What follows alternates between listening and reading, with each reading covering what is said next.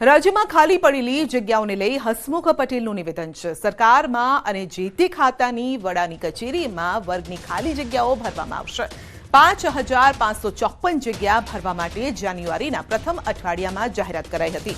જાહેરાતના પગલે 5,17,000 ઉમેદવારોએ ઓનલાઈન નોંધણી કરાવી હતી।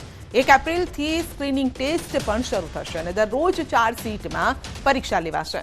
તો આ પરીક્ષા 20 દિવસ સુધી ચાલશે અને એમસીક્યુ પદ્ધતિથી પરીક્ષા લેવાશે। ખોટા જવાબ માટે નેગેટિવ માર્કિંગ પણ થશે।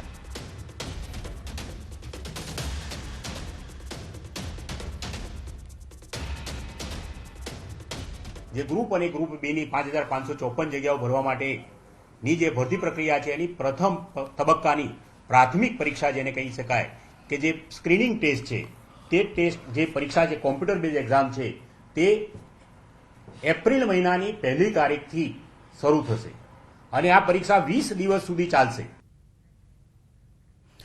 અમદાવાદ મનપાએ સાબરમતી નદીને પ્રદૂષિત થતી અટકાવવા માટે મહત્વપૂર્ણ નિર્ણય લીધો છે। રૂપિયા 778 કરોડના ખર્ચે વાસણા ખાતે 375 MLDની ક્ષમતાનો સુએઝ ટ્રીટમેન્ટ પ્લાન્ટ બનાવશે અને આ પ્લાન્ટના માધ્યમથી ચોખ્ખું પાણી સાબરમતી નદી અને ફતેવાડી કેનાલમાં છોડાશે। આ પાણીથી અમદાવાદ જિલ્લાના ખેડૂતોને પણ ફાયદો થશે। આ પ્લાન્ટ બનાવવા માટે વર્લ્ડ બેંક કોર્પોરેશનને 3,000 કરોડની નાણાકીય સહાય પણ કરશે। 778 કરોડનું જે ગ્લોબલ ટેન્ડર બહાર પાડવામાં આવ્યું હતું અને આંતરરાષ્ટ્રીય કક્ષાની કંપની દ્વારા વર્લ્ડ બેંકના સહયોગથી વાસણા ખાતે 375 MLDનો સુએઝનો ટ્રીટમેન્ટ પ્લાન્ટ તૈયાર કરવામાં આવશે, જે લગભગ 4.5 વર્ષની અંદર તૈયાર થશે। એસટી નિગમે શિવરાત્રીને લઈને વિશેષ તૈયારી કરી છે। શિવરાત્રીના પર્વને લઈ 285 બસ વધારાની દોડાવવામાં આવશે અને ભવનાથના મેળામાં પહોંચવા માટે લોકોને સરળતા રહેશે। આ ઉપરાંત 75 મિની બસ દોડાવવામાં આવશે, જે જૂનાગઢ બસ સ્ટેશનથી ભવનાથ તળેટી જશે। અમદાવાદ, રાજકોટ, ભાવનગર, જામનગર સહિતના ડેપોમાંથી વધારાની બસ દોડાવાશે અને ગત વર્ષની સરખામણીએ શિવરાત્રીના મેળામાં 40% પેસેન્જર વધવાનો પણ અંદાજ એસટી વિભાગને છે। ચાલુ શિવરાત્રીમાં ગુજરાત એસટી દ્વારા 75 જેટલી મિની બસો જૂનાગઢ બસ સ્ટેશનથી ભવનાથ તળેટી સુધીનું આયોજન છે। એ આવકમાં પણ 40% જેટલો વધારાનો અંદાજ કર્યો છે આ વખતની સિઝન જોતા। શિવરાત્રી મેળા પૂર્વે જ જૂનાગઢમાં ભવનાથ તળેટી બંધ। તળેટીના તમામ વેપારીઓએ તંત્રના નિર્ણયનો વિરોધ કર્યો છે। રોજગાર ધંધા રાખ્યા છે બંધ અને પ્લાસ્ટિક પ્રતિબંધની કડક અમલવારી સામે વેપારીઓએ નારાજગી વ્યક્ત કરી છે। જૂનાગઢ ઇકો સેન્સિટિવ ઝોનમાં આવતું હોવાથી ભવનાથમાં પ્લાસ્ટિક પર પ્રતિબંધ લગાવવામાં આવ્યો છે અને ત્યારે શિવરાત્રી મેળા પૂર્વે જ વેપારીઓ અને તંત્ર આમને સામને આવ્યા છે। પ્લાસ્ટિક પ્રતિબંધની અમલવારીના વિરોધમાં ભવનાથ સજ્જડ બંધ જોવા મળ્યું છે।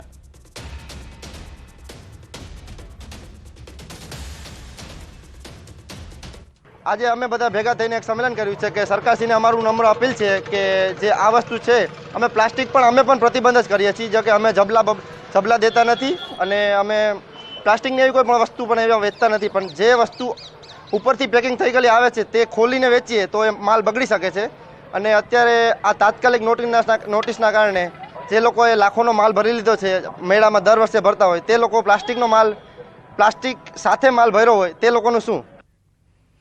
ભગવાન ભોળેનાથનો દિવસ એટલે કે શિવરાત્રીનું આગમન હવે નજીક છે અને મહાશિવરાત્રીના પર્વ પર યોજાતા જૂનાગઢના પ્રખ્યાત ભવનાથના મેળાને જોવા દૂર દૂરથી લોકો આવે છે। ત્યારે યાત્રિકોને ભવનાથ પહોંચવામાં સરળતા રહે તે માટે પ્રશાસને પણ વ્યવસ્થા ચોક્કસ કરી છે। પ્રશાસન પણ કામગીરીમાં લાગ્યું છે અને આ વખતે શિવરાત્રીનો મેળો ડિજિટલ બન્યો છે। શહેરના 7 વિસ્તારમાં લગાવાયેલા બેનરમાં QR કોડ લગાવવામાં આવ્યા છે અને આ QR કોડ સ્કેન કરવાથી મેળાનો રૂટ તેમજ police control room, medical camp, શૌચાલય સહિતની વિગતો યાત્રિકો જાણી શકશે। આપણે યાત્રિકોની સગવડતા માટે જે બીજી તૈયારીઓ તો ઘણી બધી કરી છે, પણ સાથોસાથ આપણે એમને ટૂંકમાં ટોટલી એના ગિરનારની આજુબાજુમાં જે રૂટોમાંથી સરળતાથી એમને જે જવાનો રસ્તો છે ત્યાંથી એમને ઉતારો તરફ જે ઉતારા રાખ્યા છે, ત્યાં કોઈ મેડિકલ કેમ્પ છે તો એ તરફ, દર્શનના જે જુદા જુદા સ્થળો છે ત્યાં જવા માટે ગિરનાર તરફ એમને જે જગ્યાએથી પ્રવેશવાનું છે એ દરેક વિગતો આપણે QR કોડમાં લઈ લીધી છે. સીએમ ભૂપેન્દ્ર પટેલ આજે જામનગરની મુલાકાતે છે. બુકબોર્ન ગ્રાઉન્ડ ખાતે સ્પોર્ટ્સ કોમ્પ્લેક્સનું કરશે ખાતમુહૂર્ત. પોલીસ હેડક્વાર્ટર ખાતે પોલીસ ક્રિકેટ ગ્રાઉન્ડનું કરશે લોકાર્પણ અને મનપાના વિવિધ પ્રકલ્પોનું લોકાર્પણ કરશે. જેએમસી ગ્રાઉન્ડ ખાતે સીએમ જાહેર સભાને પણ સંબોધિત કરશે.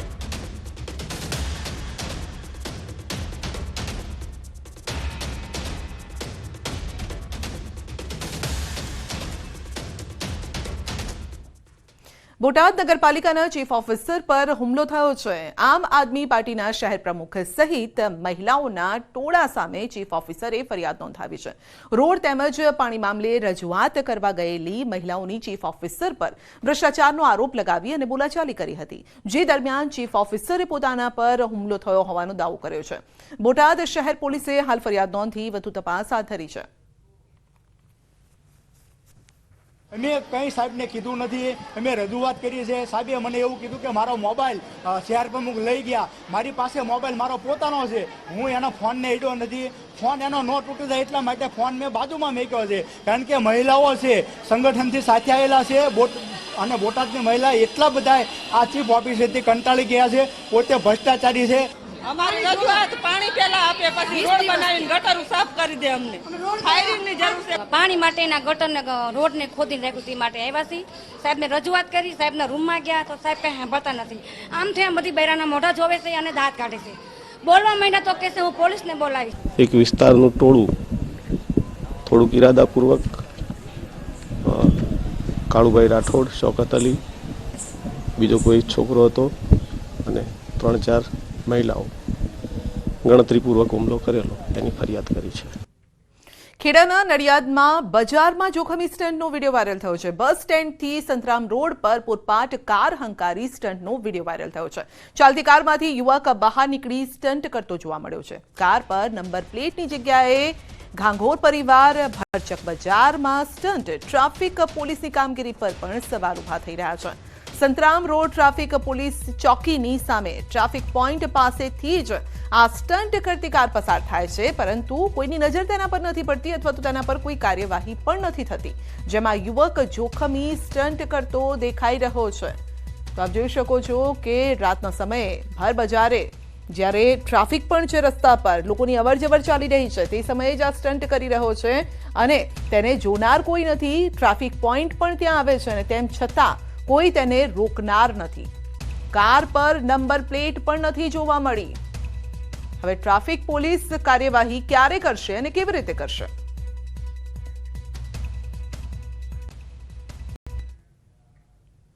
સુરતના ઉધનામાં અસામાજિક તત્વોનો આતંક. ઉધના વિસ્તારમાં સલીમ જનખારની ગેંગે કહેર મચાવ્યો છે. સલીમ ગેંગના માણસોએ ઉધના વિસ્તારમાં હળપતિ સમાજના 2 થી 3 યુવક પર હુમલો કર્યો હતો અને આ ગેંગના સભ્યોએ ચાકુ, તલવાર જેવા ઘાતક હથિયાર વડે જીવલેણ હુમલો કર્યો હતો. હુમલામાં યુવકો ગંભીર રીતે ઇજાગ્રસ્ત થયા હતા અને આ ગેંગ વિરુદ્ધ ઉધના અને સુરત શહેરમાં અનેક ગુનાઓ પણ દાખલ થયા છે. હાલમાં સલીમ ગેંગના સભ્યો અને સલીમના પુત્ર રિયાઝ અને મોબીન તડીપાર છે અને સમગ્ર હુમલાના સીસીટીવી ફૂટેજ પણ સામે આવ્યા છે. સુરતમાં ખુલ્લેઆમ હુમલો થતા અસામાજિક તત્વોને જાણે કે પોલીસનો ડર જ ન હોય તેમ લાગે છે.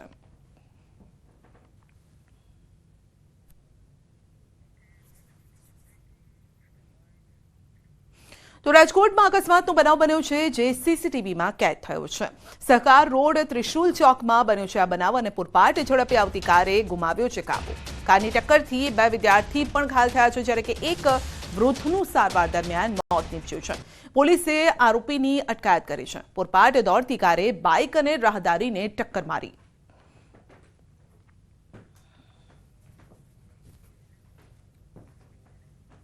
તો દ્રશ્યો આપ જોઈ શકો છો. એક વૃદ્ધનું સારવાર દરમિયાન મોત થયું છે. પૂરપાટ ઝડપે કાર આવે છે અને ફંગોળી દે છે વાહન ચાલકને.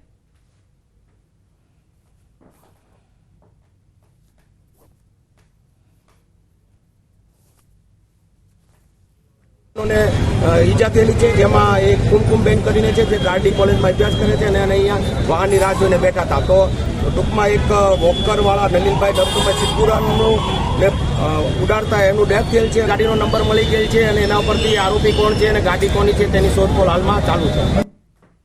સુરેન્દ્રનગરમાં લીંબડી અમદાવાદ હાઈવે પર ગમફાર અકસ્માત થયો છે. દેવપરાના પાટિયા પાસે ઇકો ગાડીનું ટાયર ફાટતા અકસ્માત સર્જાયો. આ અકસ્માતમાં એકનું ઘટનાસ્થળે મોત થયું છે, જ્યારે કે અન્ય 7 લોકો ગંભીર રીતે ઘાયલ થયા છે, જે તમામ ઇજાગ્રસ્તોને સારવાર અર્થે હોસ્પિટલ ખસેડાયા. પોલીસ ઘટનાસ્થળે પહોંચી અને તપાસ પણ હાથ ધરી છે.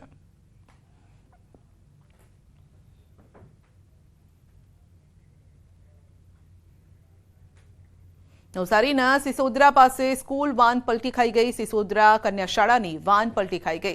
સ્કૂલ વાનમાં 10 વિદ્યાર્થીનીઓ હતી અને વાન પલટી જતા એકને સામાન્ય ઈજા થઈ છે. વાનનું એક્સેલ તૂટવાના કારણે અચાનક તે પલટી ખાઈ ગઈ.